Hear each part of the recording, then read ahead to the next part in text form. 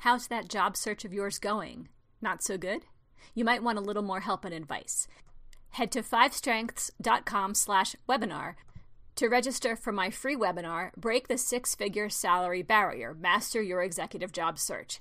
You'll get great strategies and a ton of free resources to help your job search from a name you can trust. That's 5strengths.com/webinar. Now on to the show.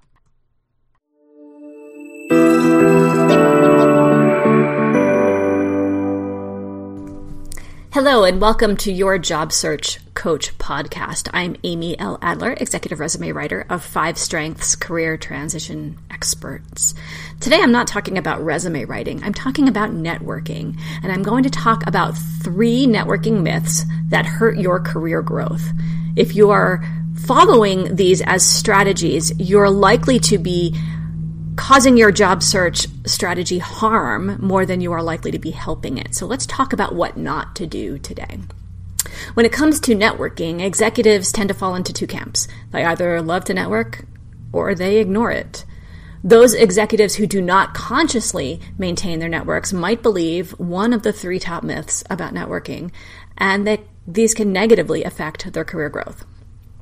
Myth number one is that networking is for job search only. Certainly when executives are looking for a job, it is wise for them to actively reach out to connections. However, the most common error executives make when they do transition into new roles is that they forget to maintain the connections they've built. Executives, job seekers at every level really, should remember that the network they have built over the course of their job search needs nurturing even after they get the job.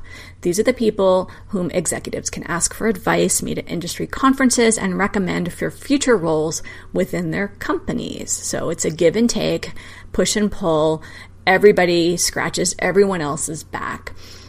And to drop all the contacts that you've made says that your relationships in your mind are transactional. And I know you don't believe that. I know that you believe relationships are for the long haul. So please treat your connections that way over time. One way to accomplish this is to look at your LinkedIn connections and see who you connected with a year ago. If you look at that list and haven't talked to somebody on that list for some time, send a message, ask how they're doing, comment on their posts, re-engage with them, show them they're valuable. Myth number 2, networking is for extroverts only. Introverts are often given short shrift on the issue of networking. Extroverts paint these introverts as shy, retiring, or even misanthropic, when in fact the opposite is most likely true. These individuals are thoughtful, and they are known to enjoy one-on-one conversations, which is what meaningful networking truly is. Introverted executives can capitalize on their strengths of engaging in intensive listening, learning, and advising in the context of small group conversation, and count these as components of a powerful networking strategy that has nothing to do with sharing what they perceive to be insipid small talk over the punch bowl at a large business event. I think one of the biggest mistakes people make is that introverts are necessarily shy. Those are 2 different measurements or assessments of personalities. Introverts get their energy from being alone sometimes or working in small groups. Extroverts get their energy from being around lots of people. And people who are shy might be introverted or they might be extroverted, and they're essentially separate issues.